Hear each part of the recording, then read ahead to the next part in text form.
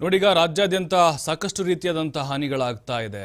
ಯಾಕಂದರೆ ಈಗ ಬೆಳೆಗಳ ಹಾನಿಯಾಗಿದ್ರೆ, ಮನೆಗಳಿಗೆ ಡ್ಯಾಮೇಜ್ ಆಗಿದ್ರೆ, ಬಟ್ ಈಗ ಉತ್ತರ ಕರ್ನಾಟಕ ಭಾಗದಲ್ಲೂ ಕೂಡ ಸಾಕಷ್ಟು ರೀತಿಯಾದಂಥ ಮಳೆ ಅವಾಂತರಗಳಾಗಿದೆ. ಕೊಪ್ಪಳ ಜಿಲ್ಲೆಯಲ್ಲೂ ಮುಂದುವರೆದಿದೆ ವರ್ಣಾರ್ಭಟ.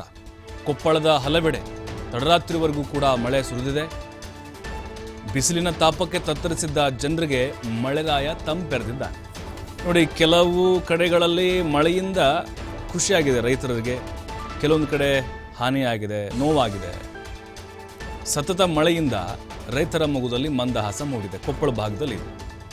ಅದೇ ವಿಜಯನಗರ ಹೊಸಪೇಟೆ ಭಾಗದಲ್ಲಿ ಹಂಗಿಲ್ಲ ಪರಿಸ್ಥಿತಿ, ನಷ್ಟ ಆಗಿಬಿಟ್ಟಿದೆ. ಇನ್ನಷ್ಟು ಮಳೆಯಾಗಲಿ ಅಂಥೇಳಿ ದೇವರಲ್ಲಿ ಪ್ರಾರ್ಥನೆ ಇಡ್ತಿದ್ದಾರೆ ಅನ್ನದಾತರು. ಕೊಪ್ಪಳ ಜಿಲ್ಲೆಯಲ್ಲೂ ಕೂಡ ವರ್ಣಾರ್ಭಟ ಮುಂದುವರೆದಿದೆ. ರೈತರು ಇನ್ನೂ ಸ್ವಲ್ಪ ಮಳೆ ಆಗಲಪ್ಪ, ನಮ್ಗೆ ಹೀಗೆ ಮಳೆ ಆಗಲಿ, ನಮ್ಗೆ ಇನ್ನೂ ಖುಷಿ ಆಗುತ್ತೆ, ನಾವು ಬೆಳೆದಂಥ ಬೆಳೆಗಳು ನಮಗೆ ಚೆನ್ನಾಗಾಗುತ್ತೆ ಅಂಥೇಳಿ ಕೊಪ್ಪಳದ ರೈತರು ಬಹಳ ಖುಷಿಯನ್ನು ವ್ಯಕ್ತಪಡಿಸಿದ್ದಾರೆ. ನಾವಾಗಲೇ ಹೇಳ್ತಾ ಇದ್ವಿ, ಇದು ಎಲ್ರಿಗೂ ಖುಷಿಯನ್ನು ಕೊಡಲ್ಲ. ಇದು ಕೆಲವೊಬ್ಬರಿಗೆ ಖುಷಿ, ಕೆಲವೊಬ್ಬರಿಗೆ ನೋವು, ಸಂಕಟ, ಹಾನಿ. ಬಟ್ ಈಗ ಈ ಭಾಗದ ರೈತರು ಬಹಳ ಖುಷಿಯಾಗಿದ್ದಾರೆ. ನಿನ್ನೆ ಸುರಿದಂಥ ಮಳೆ ಹೀಗೆ ಆಗಲಪ್ಪ, ಇನ್ನೂ ಸ್ವಲ್ಪ ಮಳೆ ಜಾಸ್ತಿ ಆಗಲಿ, ನಮ್ಗೆ ಅನುಕೂಲ ಆಗುತ್ತೆ, ನಾವು ಬೆಳೆನ ಬೆಳೆದಿದ್ದೀವಿ, ನೀರೇ ಇರಲಿಲ್ಲ, ನದಿಗಳೆಲ್ಲ ಬತ್ತಿ ಹೋಗಿದ್ವು, ನಮ್ಮ ಅಂತರ್ಜಲ ಮಟ್ಟ ಕುಸಿದು ಬೋರ್ವೆಲ್ಗಳು ಕೂಡ ನೀರಿರಲಿಲ್ಲ.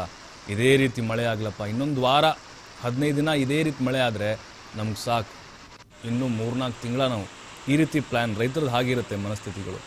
ತಮ್ಮ ಬೆಳೆ ಹಾಗೆ ಉಳಿಬೇಕು ಅಂತ ಹೇಳಿದ್ರೆ ಇದೇ ರೀತಿ ಮಳೆ ಆಗಲಿ ಅಂತ ರೈತರು ಈಗ ಸಂತಸವನ್ನು ವ್ಯಕ್ತಪಡಿಸಿದ್ದಾರೆ. ಅದರಲ್ಲೂ ಜನರು ಕೂಡ ಭಾಳ ಖುಷಿಯಾದರು ಈ ಮಳೆಯಿಂದ.